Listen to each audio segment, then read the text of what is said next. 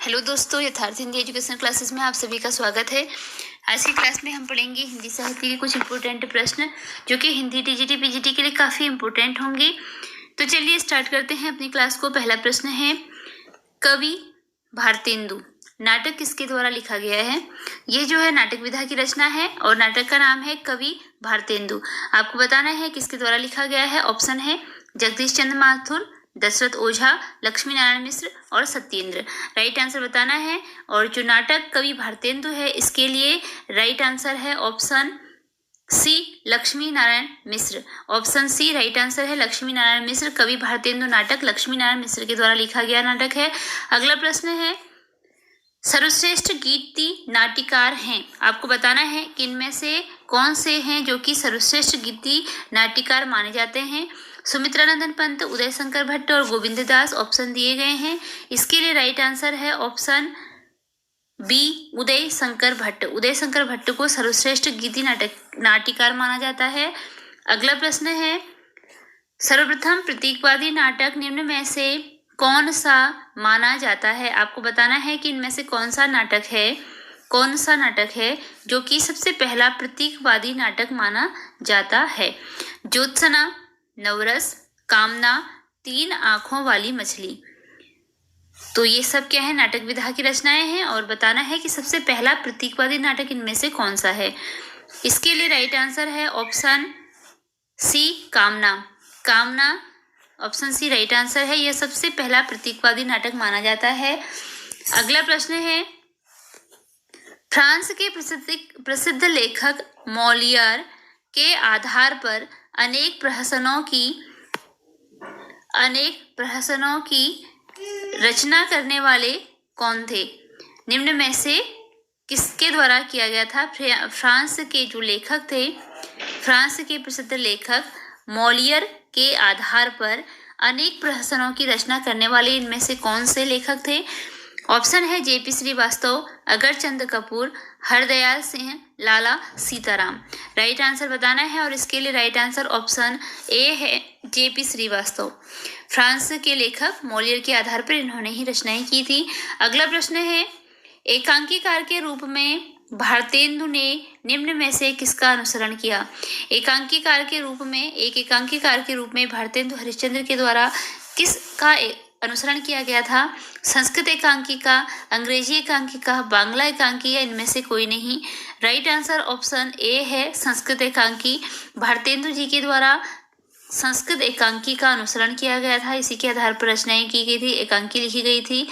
अगला प्रश्न है, प्रसाद ने अपना सर्वप्रथम एवं एकमात्र एकांकी कब लिखा? प्रसाद ने अपना सर्वप्रथम एवं एकमात्र एकांकी, इन्होंने केवल एक ही एकांकी लिखा। तो इन्होंने अपना सबसे पहला और केवल एक जो था यह एकांकी कब लिखा? 1928, 1929, 1930, 1932। राइट आंसर है इसके लिए ऑप्शन बी, 1929। प्रसाद का जो सर्वप्रथम और एकमात्र एकांकी है वह कब लिखा गया है? 1929 में लिखा गया। अगला प्रश्न है, हिंदी का प्रथम एकांकी निम्न में से किसे माना जाता है? हिंदी का प्रथम एकांकी इनमें से किसे माना जाता है? एक घूंट, बादल की मृत्यु, कारवां या इनमें से कोई नहीं। राइट आंसर ऑप्शन ए है, एक घूंट। एक घूंट जो है वह हिंदी का प्रथम एकांकी माना जाता है। अगला प्रश्न है, रांगे राघव ने हिंदी का पहला एकांकी किसे माना है? तो रांगे राघव के अनुसार आपको बताना है, रांगेय या रांगेय है, ठीक है। रांगेय राघव के ने हिंदी का पहला एकांकी किसे माना है? चारुमित्रा, एक घूंट, बादल की मृत्यु और कारवां। राइट आंसर बताना है। राइट आंसर इसके लिए ऑप्शन डी है, कारवां। कारवां को रांगे राघव ने हिंदी का पहला एकांकी माना है। रांगे राघव के अनुसार ये है।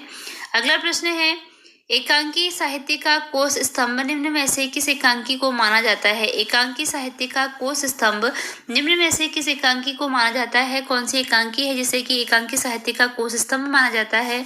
पर्दे के पीछे, कारवां, चिलमन, भोर का तारा। राइट आंसर बताना है। राइट आंसर ऑप्शन बी है, कारवां। कारवां जो है वह कोश स्तंभ जो एकांकी साहित्य है, एकांकी का साहित्य जो है उसमें उसका कोस स्तंभ माना जाता है? कारुआ को माना जाता है। अगला प्रश्न है, निम्न में से कौन प्रतीकात्मक एकांकीकार हैं? प्रतीकात्मक एकांकीकार का नाम बताना है। रामबख्श बेनीपुरी, जगदीश चंद्र माथुर, गुरु शरण अवस्थी और लक्ष्मी नारायण मिश्र। इसके लिए राइट आंसर ऑप्शन सी है, सदगुरु शरण अवस्थी। जो सदगुरु शरण अवस्थी हैं इनको प्रतीकात्मक एकांकीकार माना जाता है। अगला प्रश्न है, निम्न में से कौन सी एक पद्य एकांकी है? पद्य एकांकी है, पद्य में जिसकी रचना हुई है उस एकांकी का नाम बताना है। कृष्णा, सीता की माँ, राधा कृष्ण, स्वर्ग में विप्लव। राइट आंसर बताना है इसके लिए कौन सा होगा? राइट आंसर ऑप्शन ए है, Krishna. Right answer option A है, कृष्णा। जो कृष्णा है वह पद्य एकांकी मानी जाती है। ऑप्शन ए राइट आंसर है। अगला प्रश्न है, निराला की रचना जो गीति नाट्य है, निराला की जो रचना गीति नाट्य है उसके बारे में बताना है। पंचवटी, मैं और तुम और मैं, महाराज शिवाजी का पत्र, जूही की कली। ये सभी रचनाएं निराला जी की हैं। बताना है कि इनमें से कौन सी रचना है जो कि गीति नाट्य विधा के अंतर्गत आती है। इसके लिए राइट आंसर ऑप्शन ए है, Panchvati. Right answer option A है, पंचवटी। यह एक गीति नाट्य विधा की रचना है। अगला प्रश्न है, हिंदी का सर्वप्रथम रेडियो नाटक निम्न में से कौन सा है? हिंदी का सर्वप्रथम रेडियो नाटक आपको बताना है। तो इसके लिए ऑप्शन है झीनी झीनी बीनी चदरिया, राधा कृष्ण, लक्ष्मी का स्वागत, राम भरोसे। सर्वप्रथम रेडियो नाटक की बात कही गई है, तो इसके लिए राइट आंसर ऑप्शन बी है, राधा कृष्ण है। यह सबसे पहला रेडियो नाटक माना गया है। अगला प्रश्न है, प्रगतिवाद एक समीक्षा, यह जो आलोचना विधा की रचना है किसके द्वारा लिखी गई है? प्रगतिवाद एक समीक्षा आलोचना विधा की रचना है, किसके द्वारा लिखी गई है? धर्मवीर भारती, रामधारी से दिनकर, सूर्यकांत त्रिपाठी निराला, नंद दुलारे वाजपेयी। राइट आंसर इसके लिए ऑप्शन ए है, धर्मवीर भारती। प्रगतिवाद एक समीक्षा, यह आलोचना धर्मवीर भारती द्वारा लिखी गई है। अगला प्रश्न है, आस्था और सौंदर्य किसकी रचना है? आस्था और सौंदर्य के लेखक का नाम रामनरेश त्रिपाठी, महादेवी वर्मा, रामविलास शर्मा या मोहन राकेश। राइट आंसर इसके लिए ऑप्शन सी है, Ramvilas Sharma. Option C right answer है, रामविलास शर्मा। आस्था और सौंदर्य, रामविलास शर्मा। अगला प्रश्न है, मेरे असहयोग के साथी निम्न में किसके द्वारा लिखी गई है?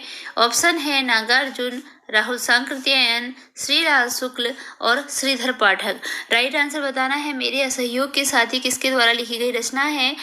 तो इसके लिए राइट आंसर ऑप्शन बी है, राहुल सांकृत्यायन। ऑप्शन बी इसका राइट आंसर है, राहुल सांकृत्यायन के द्वारा लिखी गई रचना है यह मेरे असहयोग के साथी। अगला प्रश्न है, तालाब की मछलियाँ कविता के लेखक कौन हैं? तालाब की मछलियाँ कविता के लेखक कौन हैं? नागार्जुन, राजेंद्र यादव, गजानन माधव मुक्तिबोध, हीरानंद वात्स्यायन अज्ञेय। राइट आंसर इसके लिए ऑप्शन ए है, नागार्जुन। तालाब की मछलियाँ नागार्जुन की रचना है। अगला प्रश्न है, चांद और टूटे हुए लोग कहानी किसके द्वारा लिखी गई? चांद और टूटे हुए लोग कहानी किसके द्वारा लिखी गई? रामचरित उपाध्याय, राजेंद्र यादव, धर्मवीर भारती, मुक्तिबोध। राइट आंसर बताना है, राइट आंसर ऑप्शन सी है, धर्मवीर भारती। चांद और टूटे हुए लोग यह रचना धर्मवीर भारती की रचना है। अगला प्रश्न है, 30 साल बाद कहानी के लेखक कौन हैं? ऑप्शन है, रविंद्र कालिया, राम सहाय, धर्मवीर भारती, शमशेर बहादुर सिंह। इसके लिए राइट आंसर ऑप्शन ए है, रविंद्र कालिया। 30 साल बाद रविंद्र कालिया की कहानी लिखी गई है। अगला प्रश्न है, अंजलि और अर्ध खंड काव्य किसके द्वारा लिखा गया है? अंजलि और अर्ध यह एक खंड काव्य की विधा है। खंड काव्य विधा की रचना है, किसके द्वारा यह लिखा गया है? सूर्यकांत त्रिपाठी निराला, शमशेर बहादुर सिंह, सुमित्रानंदन पंत, मैथिली शरण गुप्त। राइट आंसर इसके लिए आपको राइट आंसर बताना है और इसका जो राइट आंसर है वो ऑप्शन डी है, मैथिली शरण गुप्त। अंजलि और अर्ध जो खंड काव्य है मैथिली शरण गुप्त द्वारा लिखा गया है। अगला प्रश्न है, उधार की घड़ी किसकी रचना है?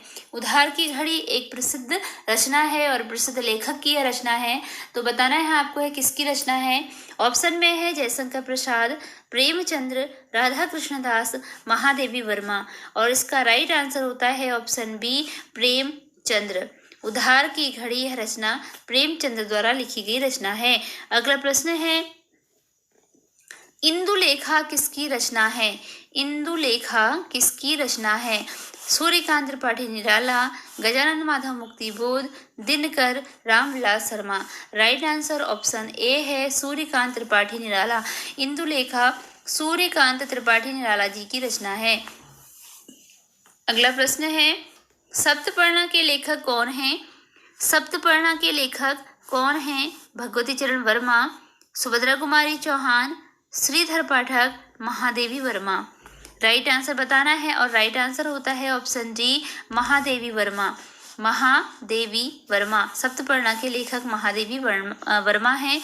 अगला प्रश्न है, धनंजय विजय नाटक किसके द्वारा लिखा गया है? धनंजय विजय नाटक विधा की रचना है। किस विधा की रचना है? यह नाटक विधा की रचना है। कभी कभी रचनाओं की विधाएं पूछ ली जाती हैं। क्वेश्चन इस प्रकार भी हो सकता है कि धनंजय विजय किस प्रकार की रचना है, तो नाटक विधा की रचना है। ऑप्शन है किसने लिखा है, तो भारतेंदु हरिश्चंद्र हैं, राधा कृष्णदास हैं, श्रीधर पाठक, निर्मल वर्मा। राइट आंसर आपको बताना है और इसके लिए राइट आंसर होता है ऑप्शन ए, भारतेंदु हरिश्चंद्र। जो धनंजय विजय नाटक है यह भारतेंदु हरिश्चंद्र द्वारा लिखा गया नाटक है। अगला प्रश्न है, भुवन निम्न में से किस रचना का पात्र है? भुवन निम्न में से किस रचना का पात्र है? भुवन इनमें से किस रचना का पात्र है? मेला आंचल, महाभोज, नदी के द्वीप, अंधेर नगरी। तो राइट आंसर बताना है। इसके लिए राइट आंसर है ऑप्शन सी, नदी के द्वीप। ऑप्शन सी, नदी के द्वीप। जो भुवन पात्र है वह नदी के द्वीप रचना का पात्र है।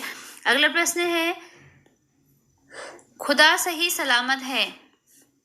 खुदा सही सलामत है यह उपन्यास किसके द्वारा लिखा गया है? खुदा सही सलामत है यह उपन्यास किसके द्वारा लिखा गया है? ऑप्शन है Ravindra Kaliya, Kamleshwar, Nirmal Verma, Dharmveer Bharti.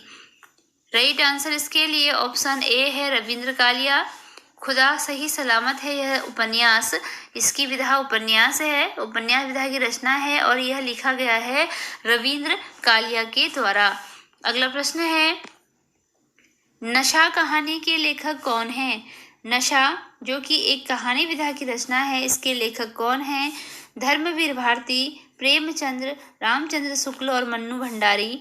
Right answer option B है, प्रेमचंद्र। नशा प्रेमचंद्र की कहानी है, ऑप्शन बी राइट आंसर है।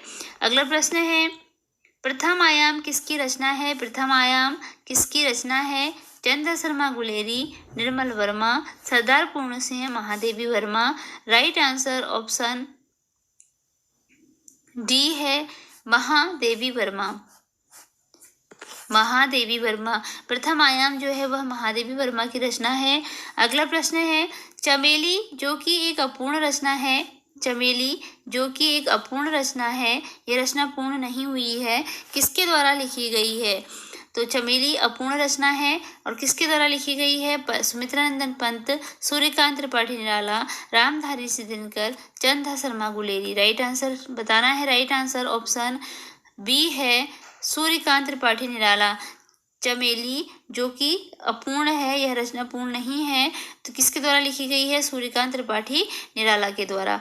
अगला प्रश्न है, सभ्यता एवं प्रगति। सभ्यता एवं प्रगति निबंध के लेखक कौन हैं?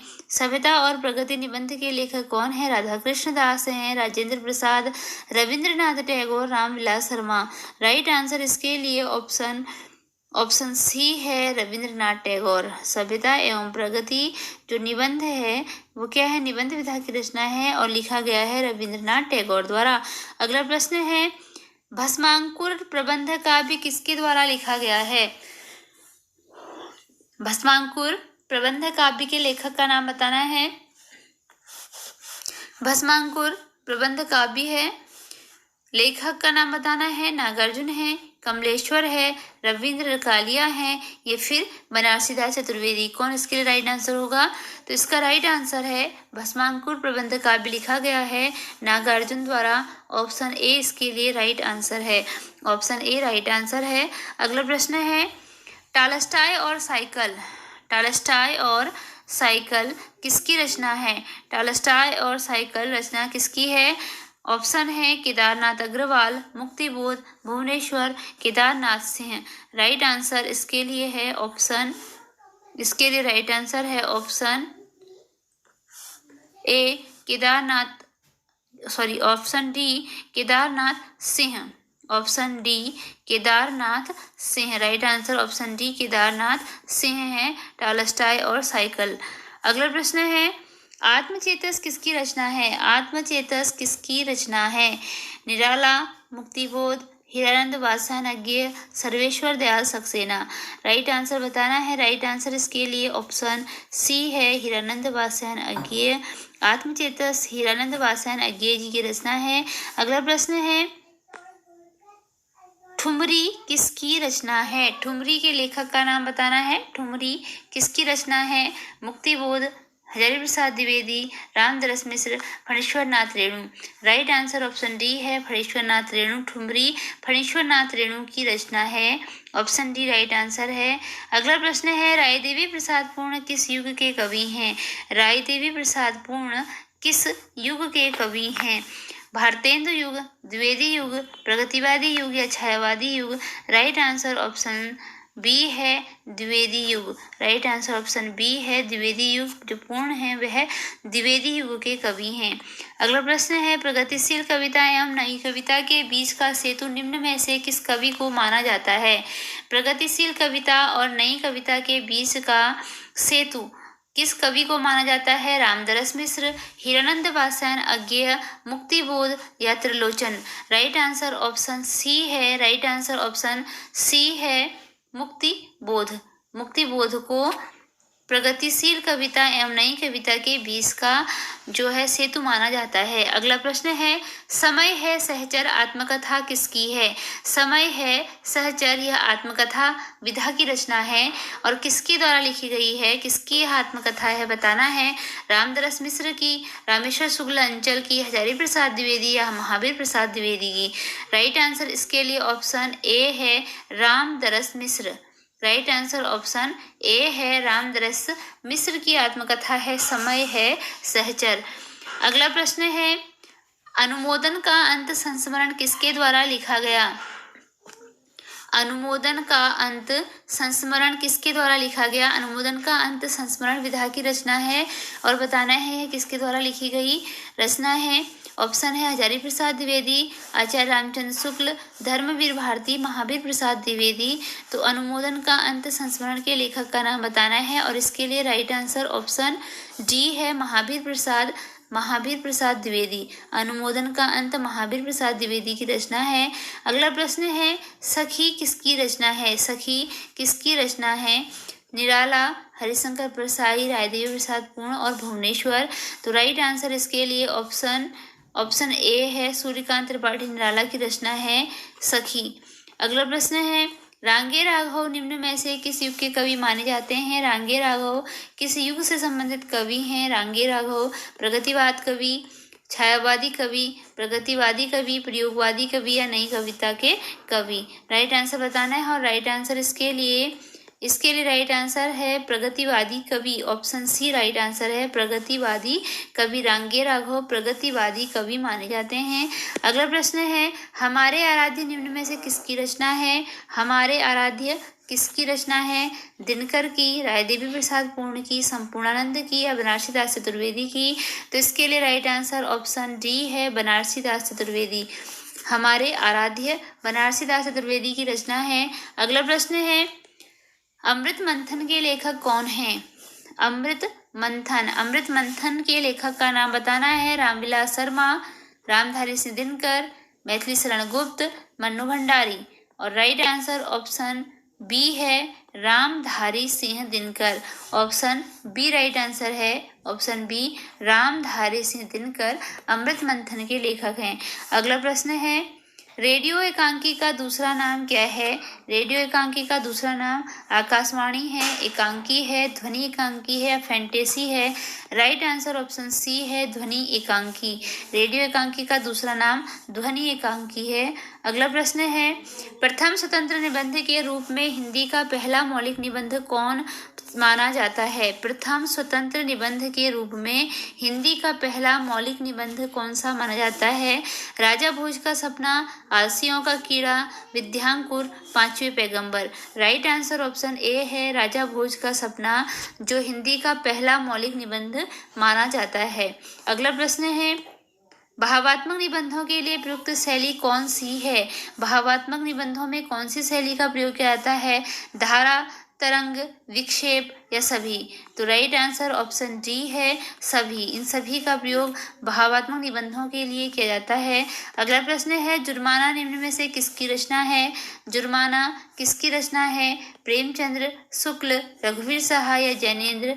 राइट आंसर ऑप्शन ए है Premchandra. Option A right answer है, प्रेमचंद्र की रचना है जुर्माना। अगला प्रश्न है, मुक्तिबोध निम्न में से किस युग के कवि हैं? प्रयोगवादी, प्रगतिवादी, छायावादी या नई कविता? तो इसके लिए राइट आंसर होता है ऑप्शन बी प्रगतिवादी। ऑप्शन बी प्रगतिवादी युग के कवि हैं मुक्तिबोध। अगला प्रश्न है, कमली किस रचना की पात्र है? इनमें से किस रचना में कमली नाम की पात्र आती है? नदी के द्वीप, मैला आंचल, करबला या चमेली? राइट आंसर ऑप्शन बी है मैला आंचल। मैला आंचल में कमली नाम की पात्र है। अगला प्रश्न है, जिनका मैं कृतार्थ हूँ रचना किसके द्वारा लिखी गई है? जिनका मैं कृतार्थ हूँ, ऑप्शन है राहुल सांकृत्यायन, निर्मल वर्मा, राय कमल राय या Muktibodh? Right answer option A है राहुल सांकृत्यायन। जिनका मैं कृतार्थ हूँ यह रचना राहुल सांकृत्यायन द्वारा लिखी गई रचना है। अगला प्रश्न है, निम्न में कौन निबंधकार कुशल संपादक भी रहा? कौन सा निबंधकार है जो कुशल संपादक के रूप में भी जाना जाता है? Balkrishna Bhatt, Chandra Sharma Guleri, Jainendra, Ram Avtar Sharma? Right answer option A है Balkrishna Bhatt. Option A right answer है, जो कि एक निबंधकार और कुशल संपादक दोनों के रूप में इन्होंने कार्य किया। तो इसी के साथ ये क्लास हमारी यहीं पर समाप्त होती है। अगर आपको क्वेश्चन यूजफुल लगे हों तो वीडियो को लाइक, शेयर, चैनल को सब्सक्राइब जरूर कीजिएगा। मिलते हैं अगली क्लास में कुछ नए प्रश्नों के साथ। अपनी तैयारी जारी रखिए। धन्यवाद।